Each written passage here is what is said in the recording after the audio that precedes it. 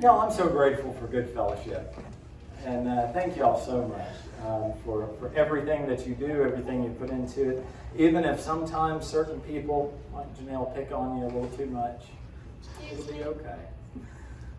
It'll be all right. No, thank you all so much for being here today. I am so excited about the message that we have as we're looking at Matthew chapter 5, verses 33 through 37, as we continue our march through the Sermon on the Mount. So if you've got your Bibles, open up to Matthew chapter 5, verses 33 through 37. And so we're gonna read through these verses, and then from there, we'll break them all down individually. Move that. No, that should be a little bit better. So Matthew chapter 5, verses 33 through 37, and of course they'll be on the screen. But it says, Jesus is saying here, before we read, the idea of the Sermon on the Mount, he's taking teachings that we've all heard, and he's getting to the heart of the matter, which really kind of becomes the theme for all of the Sermon on the Mount. And so for this teaching, we'll see that it has to do with oaths. So let's take a look. Verses 33 through 37. Again, you have heard that it was said to our ancestors, "You must not break your oath, but you must keep your oaths to the Lord. But I tell you, don't take an oath at all, either by heaven, because it is God's throne, or by earth, because it is God's footstool, or by Jerusalem, because it is the city of the great King. Do not swear by your head, because you cannot make a single hair white or black. But let your yes mean yes, and your no mean no. Anything more than this is from the evil one." Let's pray. God, thank you so much for bringing us here. God, your word is so almighty. God, as we look into this word and we understand the significance of oaths in our own life and what the heart of this matter is, God, I pray that it does pierce our hearts and transform us into the children of God that you've called us to be. God, may the words that I say mean nothing if your Spirit is not here. So God, you come. You guide us and you direct us today. God, it's in your Son's name I pray. Amen. Is there any food that you don't eat because you've just been around it too much? Chicken spaghetti, too much, way too much? Fish. Glad your mom's not in here. Because that Oh, no, she knows. Oh, she knows. Okay. Very good. It could be anything. Like, I'm sure at this point, Haley's getting a little tired of, Big Macs or any type of hamburger of that sort. You're around the food or you work with the food too much. There comes a point in time in which you may simply get sick of it. And maybe nothing wrong with the food in and of itself, but you just, I'd say it, you can't stand it. And all of you know about my passionate hatred for all things avocados. But there's another food that I hate that I dislike, and that's watermelon. I love the idea of watermelon. I know you may have to vote on me next Sunday not to come back. I don't know. I'm sorry. I'm good with it, and Marissa can eat it. She loves it. I just don't even, there's a reason behind it. Like, I want to love watermelon. But let me take you back to 2004 when I was in the 10th grade and my dear, sweet grandfather, Papa Coe, enlisted me and two of my cousins to pick his 4 watermelon patches that he had. And hours, and that entire summer, we were picking them. There was one morning that we had 800 melons by 10 a.m. And I just, after doing it, and if you broke it, you had to eat it. But you would think, oh, that's a treat. But then the sugar crash happens, and it's a terrible situation. Now, when I look at them, I just think back to 10th grade and how just miserable that whole summer was, as much as I loved getting to help, my family and all that. And so let me say this. Maybe it's not so much a hatred, maybe it's a fear. Maybe I'm afraid of watermelons now. Maybe it's not that I don't want to eat them, I don't want to pick them up. So, because I've done it enough. But that's one of those situations where we'd go out every single morning. And there's always these people that would come around. My grandfather would roll his eyes and they'd come around and they'd thump the melons, listen to them, and shake them a little bit and say, oh, they got about 2 more days before they're ripe. And my grandfather, being nice, he'd agree with them. And then when they left, it was like, boys don't listen to a thing that man had to say about watermelons. And it would always happen. There was one day, this man came up, was talking to Papa Cope, and he told him a story about how some people were coming in at night, coming to his watermelon patch and stealing his watermelons. And he could never catch them. They'd try to have lights, be up at a certain time and never figure it out. So he decided one thing he could do is he put a sign in his watermelon patch that, very simple, it said, one of these watermelons is poison. The idea was they'd have no idea which one was poison, so they just won't take any of them. So he told my grandfather the story. And before I finish telling it to all of you, I want to talk about the nature of Matthew chapter 5, verses 33 through 37. Because this is actually, of all the teachings in the Sermon on the Mount, this may be one of the hardest ones to understand. Because if we go back and we look at the passage itself, in verse 33, Jesus says, you have heard it said to your ancestors, you must not break your oath, but you must keep your oath to the Lord.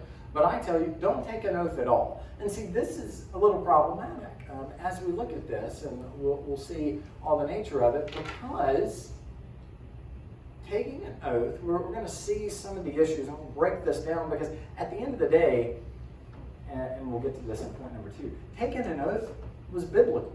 There are passages that talk about this. So how are we supposed to understand it when Jesus says, don't take an oath at all? And what relevance does this have to begin with? So we start out, I'm going to let everyone know, as we break all of these down, here's going to be our 4 points we have. Taking an oath was a way of invoking God.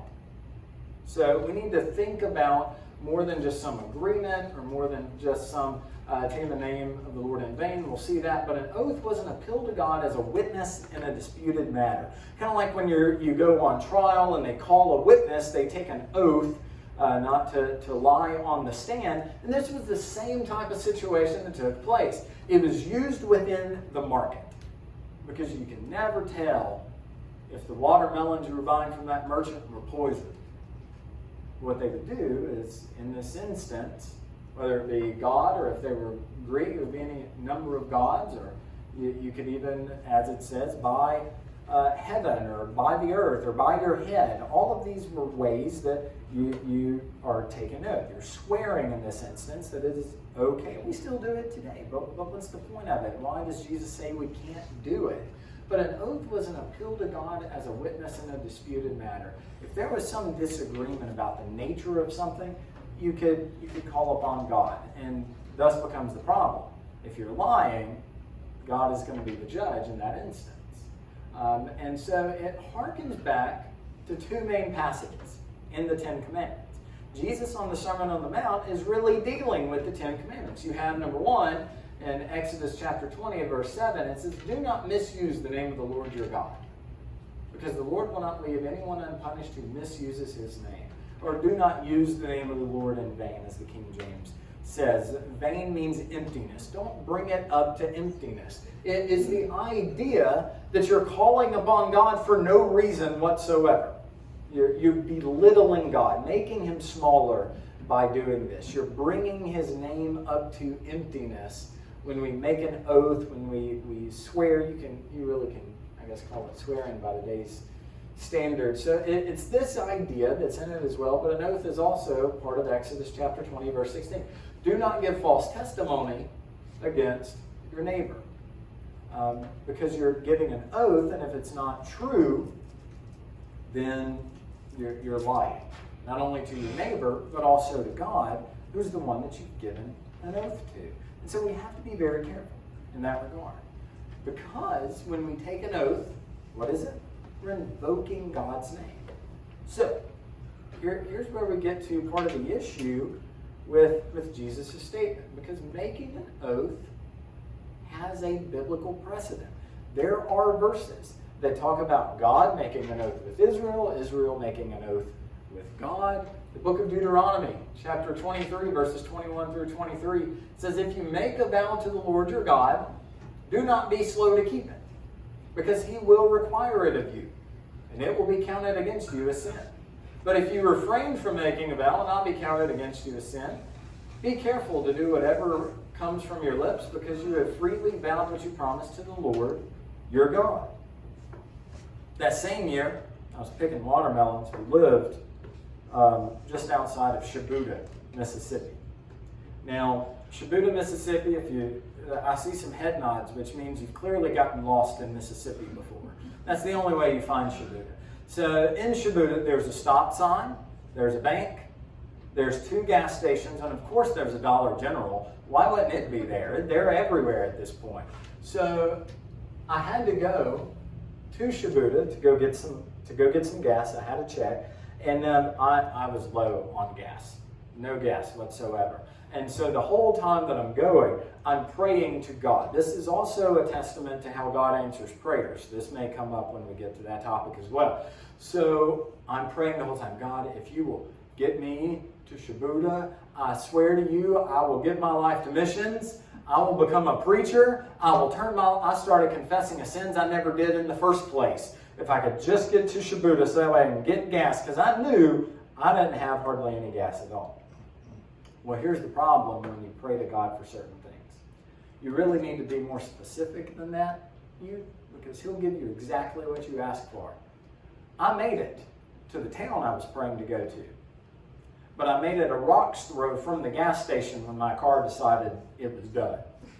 And so then I had to go buy a gas can and all this whole fiasco. But it says, that's the point. If you make a vow to the Lord your God, do not be slow to keep it, because he will require it of you. To imagine what would happen if I didn't keep all of those oaths that I made with God. I'm the one that is guilty of that. So it says it will be counted against you as sin. But if you refrain from making a vow, an oath of any kind, it will not be counted against you as sin. Be careful to do whatever comes from your lips, because you have freely vowed what you promise. Be careful what you tell people. And I guess that's one aspect of Jesus' teaching. Be very wary of what you tell people you'll do if you're not going to do it. Jesus tells a parable to the Pharisees that a man has 2 sons, and he tells one of the sons to do a job, and the first son says, no, I'm not going to do it. The second son, he asked him to do the job. The second son said, yes, I will. But he ended up not doing it at all. The first son ended up coming back and doing the job. So who is the righteous one in that instance? It's the one that told his father no in the first place. Be very careful of what you say, because Jesus told the Pharisees, in all of their righteousness and all the things they try to do, that they're no better than that second son, that all they do is just tell God all these things they'll accomplish or they'll do for him, and they never do it in the first place. Be very careful of that. Deuteronomy says to be careful as well. Number 3.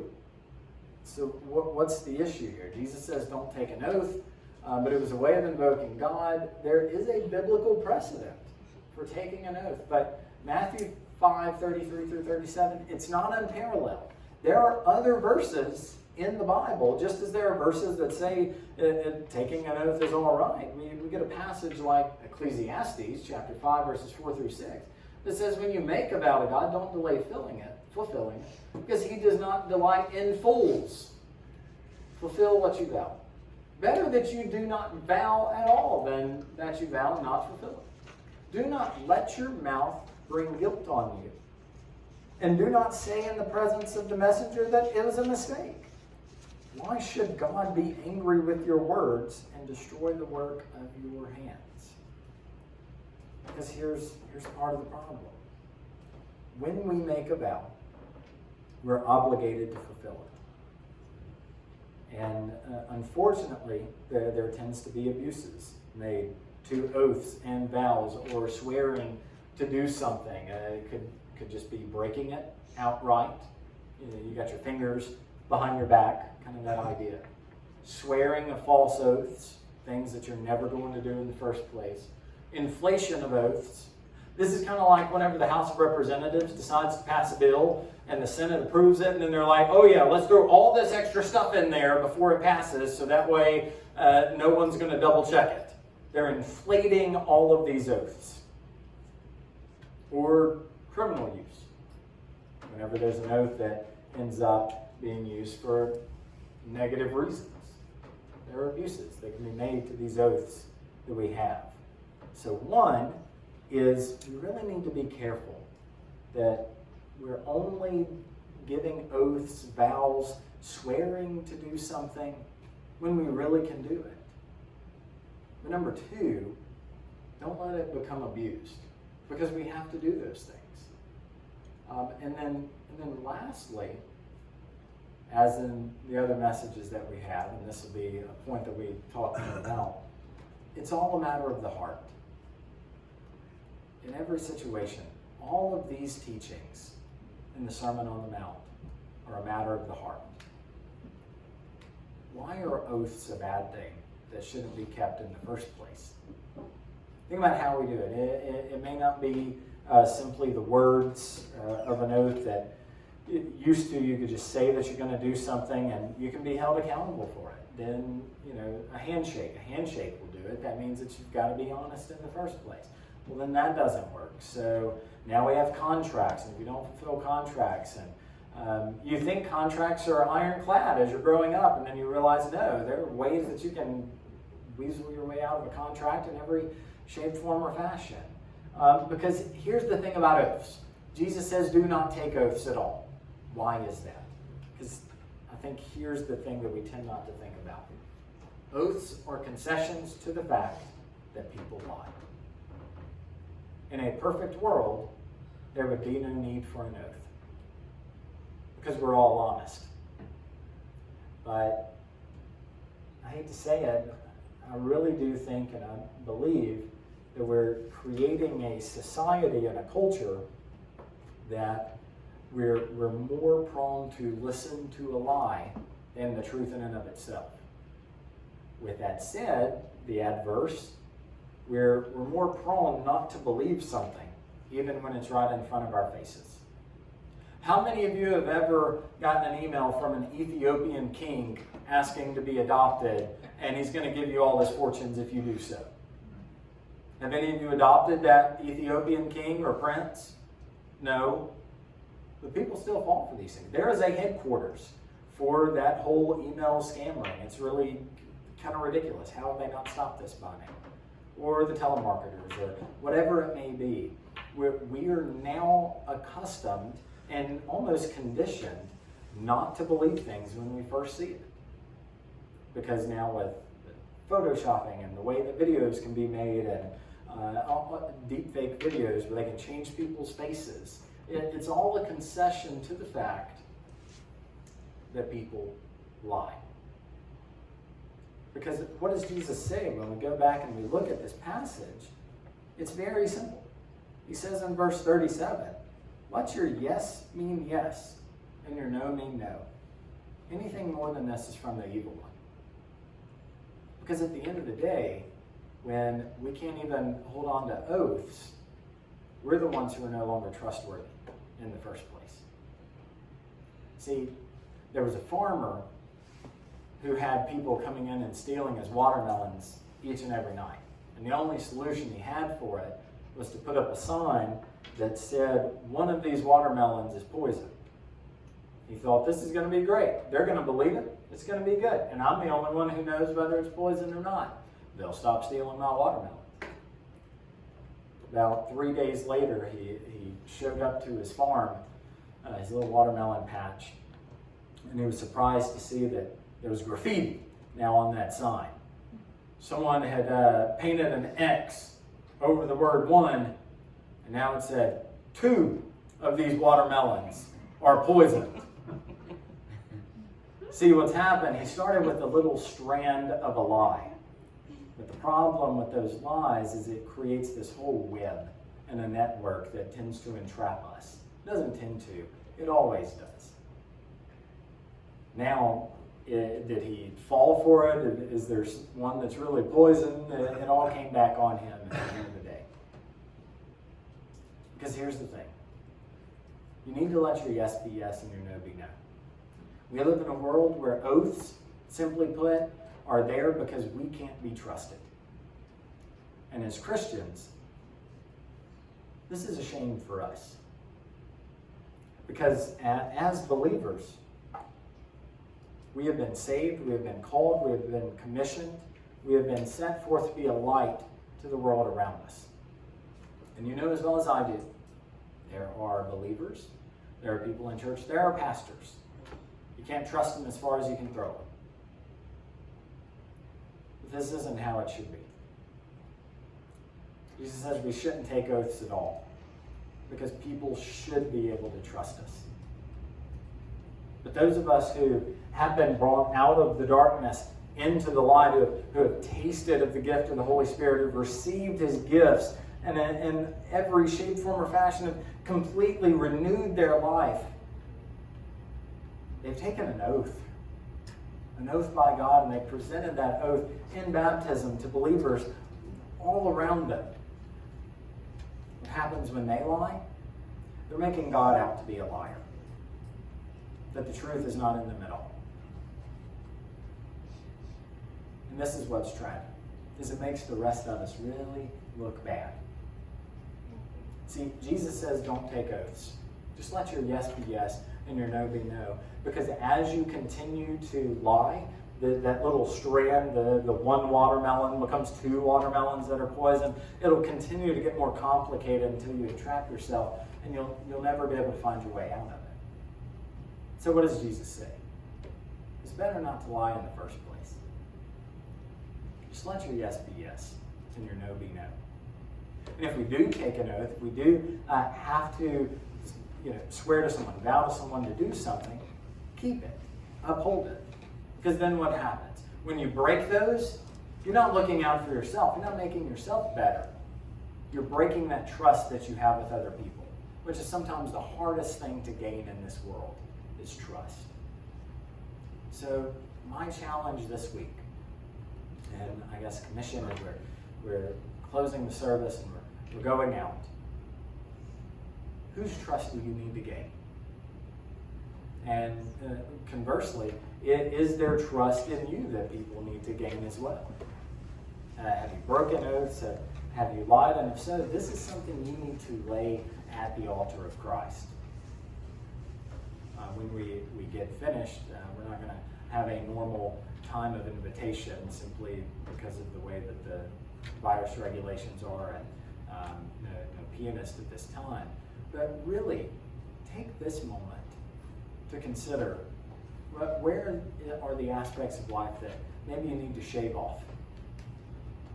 Get rid of the lies that you need to confess, not to me and maybe not to anyone else, but you need to recognize to God that you've fallen short in this respect. Otherwise, the faith that you have in him, what is that saying about him?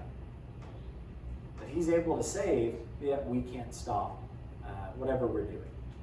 That makes us untrustworthy. Because it doesn't look bad for the people around you. It looks bad for you.